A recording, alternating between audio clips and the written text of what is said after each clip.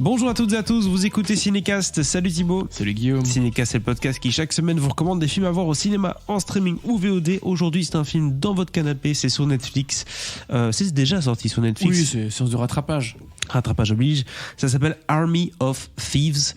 C'est un prequel de Army of the Dead, film qui était réalisé par Zack Snyder, qui est sorti il y a 6 mois de cela.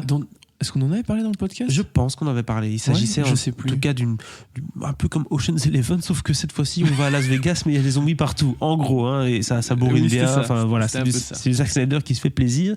Ici, on est 6 mois. Putain, excusez-moi. Réalisé par Matthias Schweighöfer. Ça va, je crois que je l'ai bien dit. Belle tentative. Avec lui-même dans le rôle principal. Pourquoi ? Parce que c'était un personnage qui était donc présent dans Army of Dead. Vous savez, c'est le personnage qui pouvait écouter les coffres et pouvoir ouvrir du coup n'importe quelle serrure, si je puis dire, ou coffre-fort avec ses oreilles, tout simplement. On n'avait pas parlé de Army of the Dead. Ah non ? On était en pause. On était en pause. On était en pause. C'est ça. Donc dans ce film-ci, on a de nouveau affaire à ce personnage-là qui est capable d'écouter dans les coffres. Hein. C'est le fameux Dieter. Et c'est qui écoute à l'oreille des coffres. Exactement. Il est employé de banque dans ce film-ci, hein, donc c'est le prequel.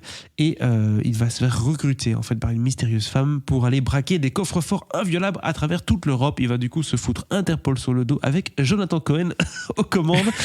Oui, vous avez bien entendu. On en parle juste après un extrait d'abondance. Attention, à vos marques, prêts, craquez! Ludwig Dieter, un craqueur de coffre extraordinaire.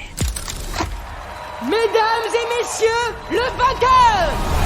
Nous vous avons observé. J'appartiens à une équipe qui braque des banques à travers le monde. Et on veut vous recruter. Mais pourquoi moi? Je ne suis pas un criminel. Le monde est distrait. Cette conjoncture idéale n'est pas seulement notre seule chance, c'est aussi la vôtre. Ma seule chance? De quoi?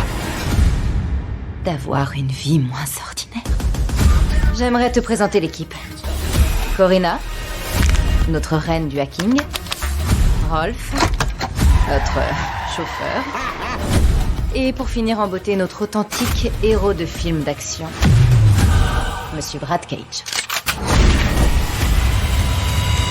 Alors Thibaut, ça a l'air d'être, si on l'enlève de l'espèce de Snyder Cinematic Universe, Army of Dead, etc., ça a l'air d'être un chouette film de bande, on va faire des casses ensemble en Europe et tout. En tout cas, quand on regarde la bande-annonce, c'est dynamique, c'est parfait pour un truc Netflix, quoi. Oui, alors, oui, c'est vrai. Alors, mot très bref sur Army of the Dead avant, je pense que j'étais une des seules personnes à avoir un peu aimé ce film, alors que je suis pas du tout client de Zack Snyder de base, mais écoute, c'était exactement ce à quoi je m'attendais, donc à partir du moment où le contrat était rempli de la façon que je pensais, voilà, ça m'allait. Et je trouvais que c'était un peu moins dégueulasse visuellement, alors tout est relatif, mais c'était un peu moins gris. Du coup, j'étais content de voir de la couleur dans un film de Zack Snyder. Surtout après c'est Justice League et tous ces trucs-là. Bah oui, bien sûr, parce que c'est un gris terne. Il a mis un filtre gris. Oui. Et dans Army of the Dead, il faut bien le dire que Ludwig Dieter était quand même un des seuls personnages un peu intéressants, en tout cas un peu rigolo. Charismatique. Oui, voilà, qui avait un peu de l'intérêt, je trouve. Et donc, un spin-off prequel, pourquoi pas.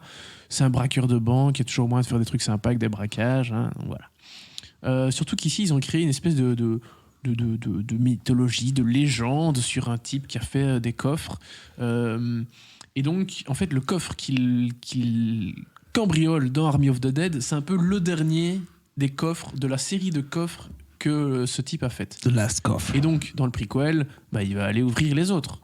Donc 4 ou 5 coffres, je sais plus, je pense que c'est 4 coffres. D'accord. Il y en a 3 à ouvrir dans ce film-ci, Army of Thieves, et le dernier, alors je sais plus le nom du coffre, le Gunther Daamurung, bref, c'est le gros coffre qu'ils ouvrent dans Army of the Dead. Un horloger allemand ou suisse qui a dû faire un truc. C'est même pas pourquoi j'ai voulu me lancer dans non, c'est bon, c'est pas nécessaire. La prononciation de ce nom dont je n'ai même pas, il est même pas écrit devant moi, donc je me suis vraiment lancé là.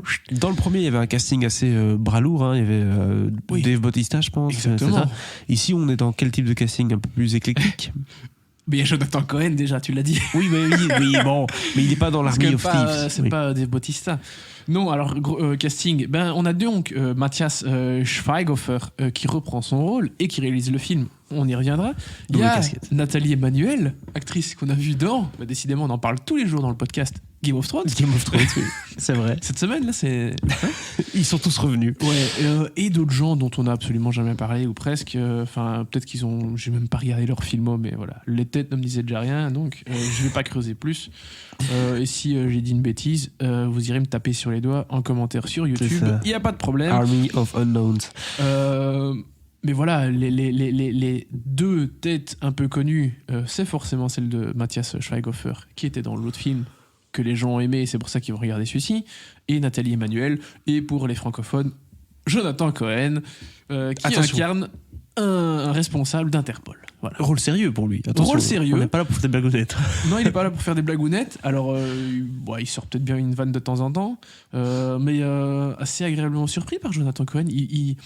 Il parle plutôt bien anglais pour un Français. Il a fait un an aux States. He doesn't speak like this, Non, you non. know. Mais So it's pretty okay. Il a travaillé un an à I New think. York, figure-toi. D'accord, C'est ça pour je ne ça. savais pas. Bah oui. Non, mais je trouve que Jonathan Cohen fait plutôt un bon agent d'Interpol. Alors, cette histoire, du coup, t'as compris, 3 coffres à cambrioler, mais avant ça, il faut d'abord être recruté. Et en fait, notre petit cambrioleur, il a une chaîne YouTube où il explique un peu l'historique de coffres légendaires, tout ce que tu veux, C'est ça. dont les coffres en question. Il y a un coffre. Chaîne YouTube consultée absolument par 0 personne. À part.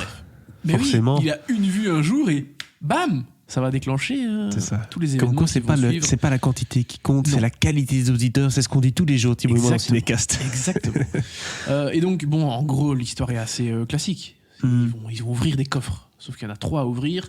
Et la difficulté dans ce genre de cas, c'est de ne pas être trop répétitif. Hein, parce que déjà, braquer un coffre dans un film, je veux dire, visuellement, c'est compliqué. Tu vois, t'as un type qui tourne des molettes, qui met son oreille contre le truc. Oui, mais c'est un peu la dernière pièce du braquage. C'est, Oui. il faut aller jusqu'au coffre, et une fois qu'on est au coffre, Ouais. et il faut faire attention qu'on ne se pas gauler pendant ce temps-là. Oui, mais à partir du moment où tu fais de ton personnage principal un type qui est hyper doué pour reconnaître les bruits des mécanismes et tout, vraiment, t'as sa face collée contre la porte un paquet de fois dans le film. Quoi, hein.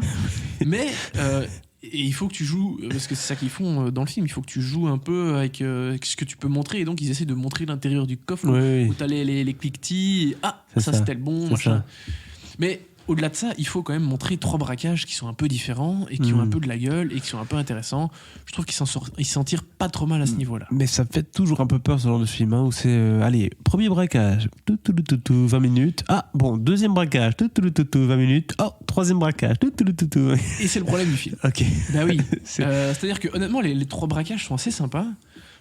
Dans les temps morts, il y a des moments sympas aussi, hein, c'est pas ça, mais il y a un peu quand même un effet de lassitude qui s'installe. On a compris, quoi. Parce que ça reste un peu un film un peu facile aussi. Hein, t'as Oui. compris, 3 coffres, une équipe de bras cassés. En plus, tout va pas se passer pour le mieux au sein de l'équipe, C'est mieux. évidemment. C'est mieux que ça se passe comme ça.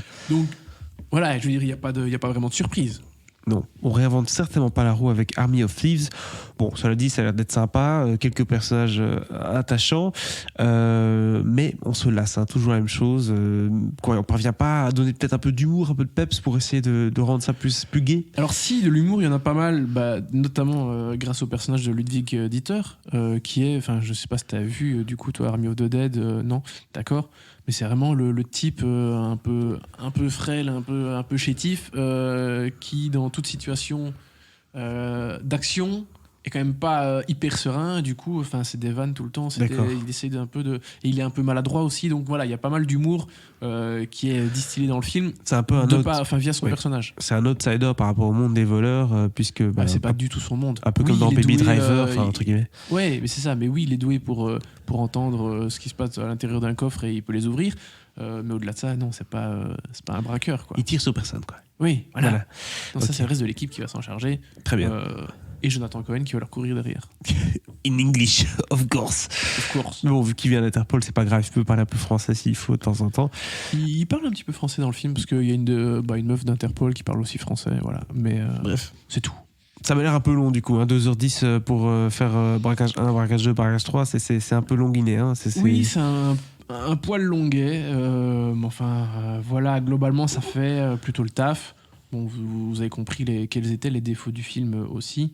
En tout cas, mais voilà, ce qui est ça sûr, se regarde. Ce qui est sûr, c'est que si vous avez aimé Army of Dead sur Netflix, vous allez sans doute apprécier cette petite parallèle dans le monde de alors ici, Ludwig.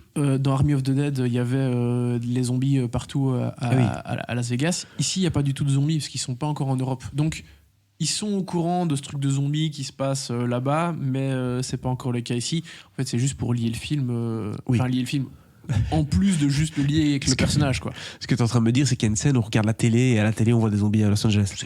À Las Vegas. À Las Vegas, pardon. Globalement, c'est ça. À peu près ça. Ok, très bien. Voilà, du coup, qui conclut cet épisode.